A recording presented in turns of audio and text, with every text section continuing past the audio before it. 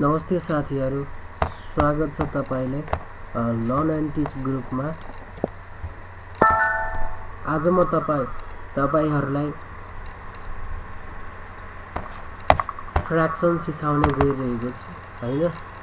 अब यो भिडियो देख्ने त साथीभाइ बहिनीहरु त होला, त्यसैले यो भिडियोलाई चाहिँ लाइक गरिदिनु र शेयर गरिदिनु होला र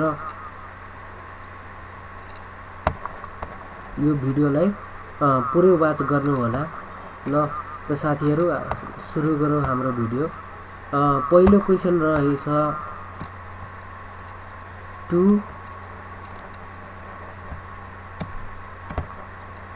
+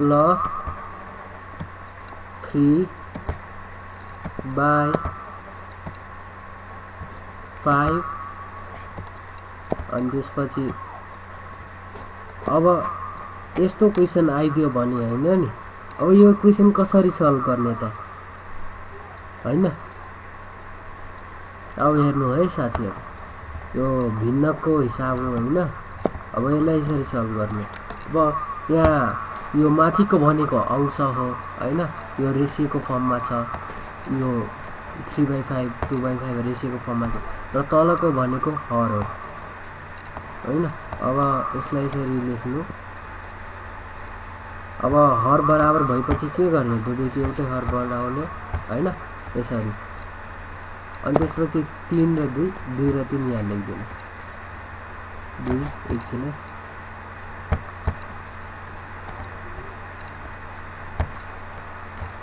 2 +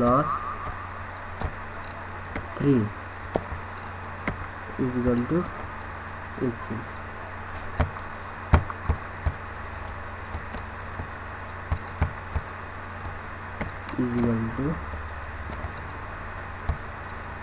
5/5। अब यो 5 का काटिने भने कति भयो 1। त यहाँ आन्सर कति आयो 1 आन्सर आउने भयो। ल त्यस्तै गरी अर्को क्वेशन देखौँ है।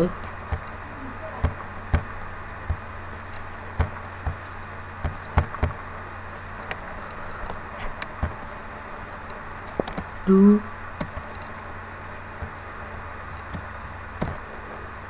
+ 3/5 यस्तो अब कसरी गर्ने हैन। यसको यो हिसाब गर्ने दुईटा तरिका छ हैन।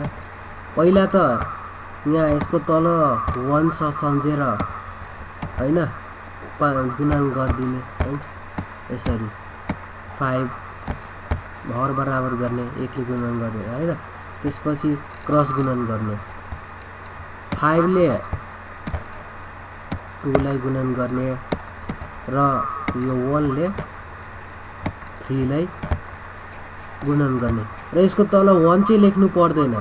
यसलाई चाहिँ के गर्ने भन्दाखेरि यो 1 छ यहाँ सम्झिनु पर्छ हैन। अब 5 2 जा कति भयो 10 प्लस अब यहाँ 3 1 जा कति भयो 3 3 1 जा 3 हुने भयो = कति रे 13। अब यसलाई जोडे ल र /5 आन्सर यति आन्सर आयो हैन। ल यसरी गर्दा पनि हुन्छ, यो 5 ले यसरी गर्दा पनि हुन्छ।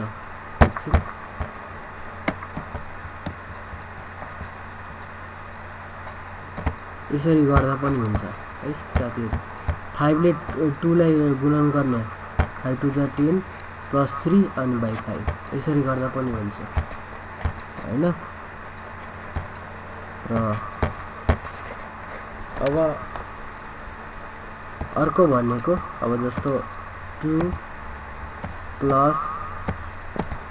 5/2/4 यो एलसीएम वाला भयो हैन। अब यसमा 2 र 4 को एलसीएम लिनुपर्छ। एलसीएम लिन आउँदैन भने हेर्नु एकछिन यसलाई चाहिँ अब हैन त्यसपछि 2 अनि 4 हो यहाँ 2 ले गरौँ 2 1 जा 2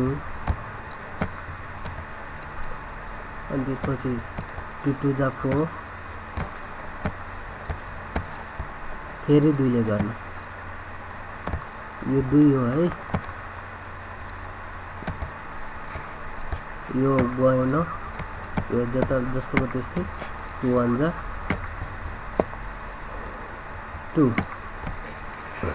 1 1 आयो अनि यहाँ 2 छ यहाँ 2 छ 2 2 जा 4 त्यसको एलसीएम कति आएको रहेछ 4 आउने भयो त्यसको एलसीएम 4 आयो त्यसैले यहाँ तल 4 लेख्ने अब के गर्ने भन्दाखेरि यो 4 लाई चाहिँ यसलाई भाग गर्ने तलकोसँग भाग गर्ने र माथिकोसँग गुणन गर्ने हैन अब 4 लाई 2 ले भाग गर्दा कति हुन्छ 2 हुन्छ अब 2 ले 2 ले गुणन गर्दा 4 हुन्छ हैन प्लस अब 4 ले 4 ले भाग गर्दा 1 हुन्छ 1 लाई 5 ले गुणन गर्दा 5 हुन्छ कति भयो 9 डिवाइडेड बाइ 4 आन्सर यति आन्सर हुने भयो बुझ्नु भयो होला अब घटाउमा पनि त्यस्तै हो घटाउमा पनि सेम रुल एप्लाई हुन्छ हैन तर त्यसमा चाहिँ जोडमा जोड गर्नुपर्ने तर त्यसमा घटाउनु पर्छ यति मात्र फरक हो हैन अब भिन्नको त्यो पनि एकचोटि एउटा हिसाब गरिहाल्यो यस्तै 2 minus 3 डिवाइडेड 4 by 4 यसमा केही गर्नु पर्दैन यसमा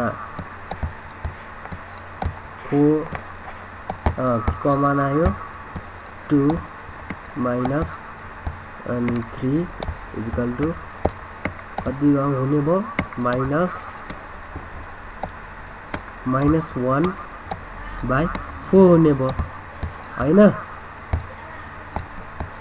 त्यस्तै यसरी नै गर्ने यो भिन्नको घटाउ पनि यसरी नै गर्ने हो हैन 2 by 3 by 4 यसरी गर्ने अब यसलाई 4 2 जा 8 सरी है यहाँ लेख्दा कहिले काहीँ मिस्टेक हुन्छ 4 2 जा 8 हुने भयो अनि 8 minus 3 साथीहरु यो भिडियोलाई अन्तसम्म देख्नु होला 8 बाट 3 घटायो भने 5 5 का मुनि 4 आन्सर हैन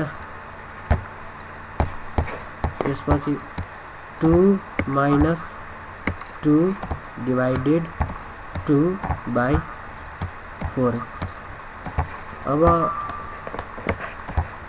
के गर्ने भन्दाखेरि 2 र 4 मा एलसीएम के आउँछ 4 आउँछ 4 लाई 2 ले भाग गर्दा 2 हुन्छ अनि 2 ले 2 लाई गुणन गर्दा 4 हुन्छ त्यस्तै गरी 4 लाई 4 ले भाग गर्दा 1 हुन्छ 1 लाई 2 ले गर्दा 2 हुन्छ हैन इक्वल टु 2 by 4 यो त काटिने रहेछ 2 1 जा 2 2 2 जा 4 इक्वल टु 1 by 4 आन्सर अब भिन्नको भाग यसमा यस्तो by 3 by 2 इन्टु यहाँ पनि 3 हाल्दियो है अब केही गर्नु होइन यहाँ अलि फेरि बुझ्न के हुन्छ त्यसैले वहाँ ल 5 हाल्दियो अब यसलाई के गर्नु पर्दैन, यसलाई 2 का 2 2 हुन्छ अनि त्यसपछि यसलाई उल्टिन्छ, भाग गर्दा भिन्न यसलाई यसरी गर्ने। अब यसलाई मल्टिप्लिकेसनको फर्ममा ल्याउन उल्टिन्छ हैन, अनि 5/3 हुने हुन्छ अनि त्यसपछि 5 2 जा 10 हुन्छ हैन, 3 2 जा 6 हुन्छ आन्सर हैन। बुझ्नु भयो होला। अब गुणनमा केही गर्नु पर्दैन, भिन्नको गुणनमा अब भागमा त उल्टिने हो, अब गुणनमा केही गर्नु पर्दैन, जस्ताको त्यस्तै गुणन गरिदिनु।